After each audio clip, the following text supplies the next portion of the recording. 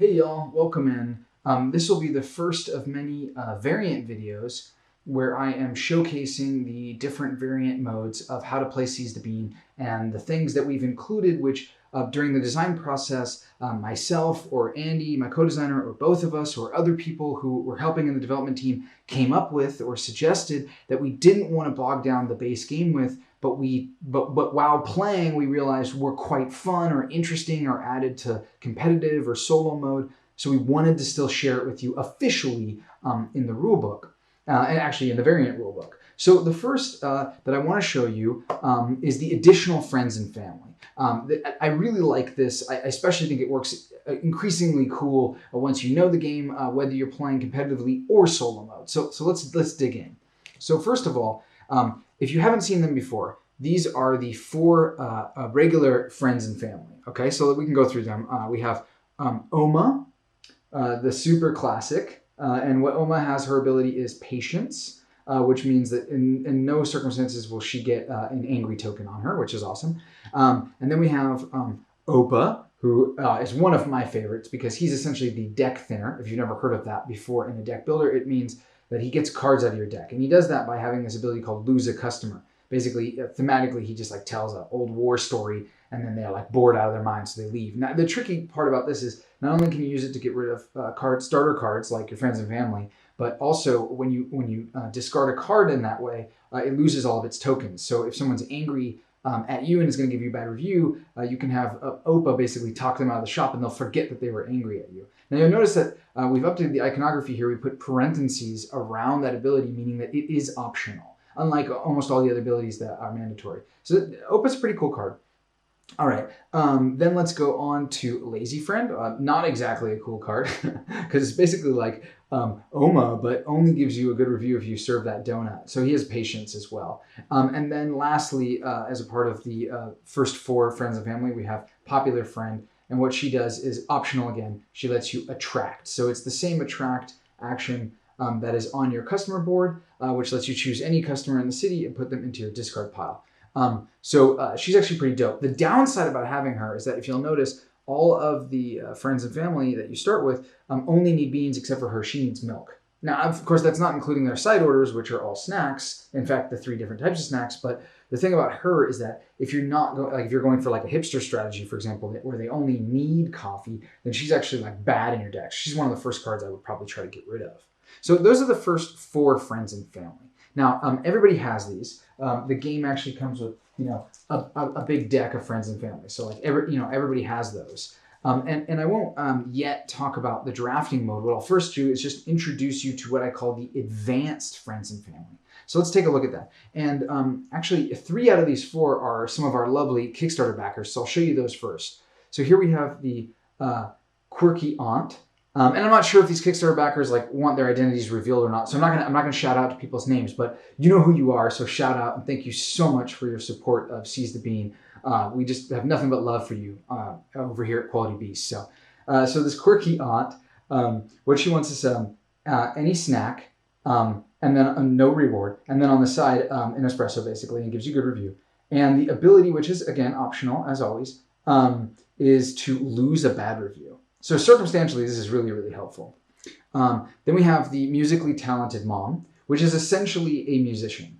But it's a little bit harder to serve musician because instead of just soy milk on the side, they want a bean. So the idea is that we can't make friends and family better than customers, or you would just start the game out good. They have to be starter cards still. So sorry to our Kickstarter backers that are friends and family. On one hand, you're closer to the team because you're friends and family. On the other hand, you're slightly less powerful than if you're in customer groups. So bear with us on that. So this ability, Entertain, as I mentioned earlier, lets the musically talented mom put a happy token on any other customer. So once again, especially in this district, you're playing, this is Noicon out here. If you haven't watched the district videos, go watch them. But Noicon has no musicians in it. So this card becomes the only way to make other cards happy. So it's, can be really powerful. And then lastly, as far as the Kickstarter backers go, we have the pug-loving uncle and high-quality coffee, a croissant on the side for a good review. And then this is customer tracking. So it's draw 2 cards from the top of your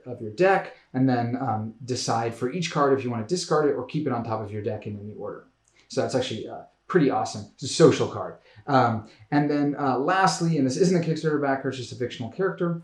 This is a fun cousin. Wants some strong coffee to stay up all night partying or whatever he's up to. And then also wants a donut similar to party animals for a good review on the side. And the ability here is called Connections. And what that does is it lets you look at one of the city decks. It lets you look at the top 3 cards from it and rearrange them in any order you want. Now, normally, you'll discover as you play the game, normally Connections appears on upgrade card. On the upgrade cards on the style side only. So, for example, on this exposed brickwork, this Connections, and it would be on the attract action. And when you attract a card, you would normally only have these 5 to choose from, but now you could look at the top 3. So some people have noted, rightfully so, that Connections by itself, without one of these without one of the take card actions from your cafe board, is a little bit weak. That's true. That is true. Now, the key part about these friends and family and why they're called advanced is because, first of all, none of them give you good reviews for serving their main order. They all only give you 1 good review for serving their side order. It's quite expensive to make it to serve their side.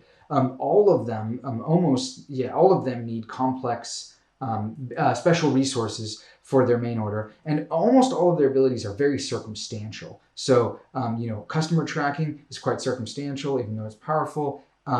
The musically talented mom to place a happy token, it's probably one of the best of these actions, but again, it's not super powerful.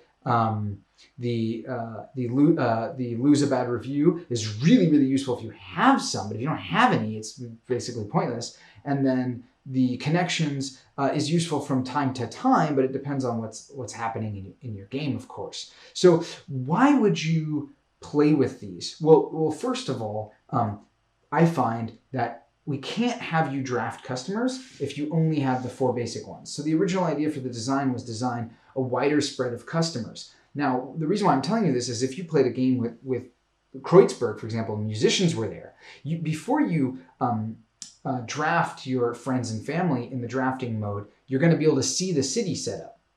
And the way the drafting mode works is that you take a set of all 8 of these for each player. So we'd take 8 for me, and if we were playing a 2-player game, which is what I've set up, you can see by the Gutscheine here, the coupons, we'd take another 8 from the other player, we'd shuffle them up into a deck, and then we'd deal them out, and then we would draft. And so if you're playing a higher player count game like 4 players, you could, if you did a good draft, if you saw that musicians were an opportunity, you could draft as many musically talented moms as you could get your hands on. Now, someone else who thought that hipsters were a good strategy, they could actually draft as many opas as they can get their hands on to help clean out their deck from any unwanted other cards. So you'll notice that a lot of these, and also when it comes to the fun cousin with the Connections, which might seem kind of bad, this is actually very useful for slow groups that need to hunt for specific things. Like if you have tourists, this is actually really useful early in the game because you can start pulling the stuff that you need to the top of the decks. So in drafting mode, it really makes sense. Now, before you draft them, we highly suggest that everybody who's playing learns not only the first 4 friends and family, but then these other 4 friends and family that I just introduced you to. And that's why we call them advanced, because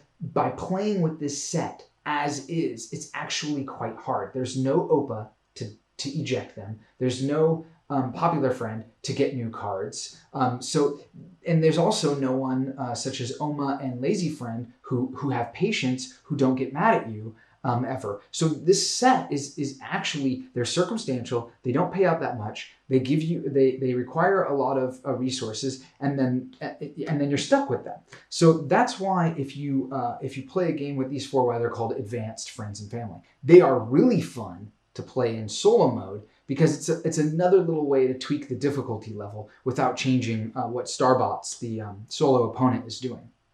Okay, so that's the advanced friends and family. Now there's one more thing to point out about them that's very interesting. When you start the game with the basic friends and family, you get 5 beans and 1 milk. 5 beans and 1 milk, because that's what their main orders are as your starting resources. But when you play with the advanced friends and family, you get something much more unique. You get any snack, which is 2 sugar, pie, which is 2 sugar, strong coffee, which is 2 beans, and high quality, which is 2 beans. Now, the reason why that's interesting is because even if you start taking pantry upgrades, your 5 beans and your 1 milk will have to be used to serve these 4 cards because none of those are special resources.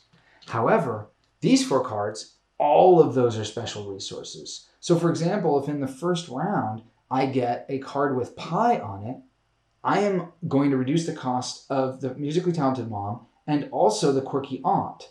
So that's really wild because now I've gotten 2 free sugar out of it. So once again, when you're playing with advanced or when you're playing with what's called adopted friends and family, that's the drafting mode. If I draft only, musically talented mom, 2 of those, and 2 quirky aunts, I'm going to get 8 sugar to start with. And if I take a pie card, I reduce the amount that I need to spend to only 4 sugar to serve my whole deck. And the same thing goes for the fun cousin and a pug-loving uncle. If I get quite a few of these cards, I'm going to get tons of beans in the beginning. So like, for example, the pug-loving uncle is really good for hipsters because as soon as you get that high-quality coffee card, this card only costs 1 bean. So that's a little nuanced thing that most people won't notice about the friends and family. So once again, that is the entirety of the friends and family cards in the game. There's 8 in the game. Their design are done. Everything's done. They've been tested, and we're happy with them. You have the basic friends and family. Then you have the advanced friends and family. And then you have all of them playing together in a drafted mode called adopted friends and family. So thanks so much for watching. Sorry if the video was kind of long. I hope it was clear enough. And this is the first of many variant videos where I'm going to start explaining the ideas behind the design, mechanically, thematically, of all the different variants in the game. And please just give me your input, give me your thoughts. Obviously, it's too late to change anything in the game now, but I still want to know what you think, and I hope you're excited. So thank you, everybody, whether you backed, pre-ordered, or whether you're just watching the video to see if you're interested in the game. This is Dilcrom from Quality Beast, and I am out.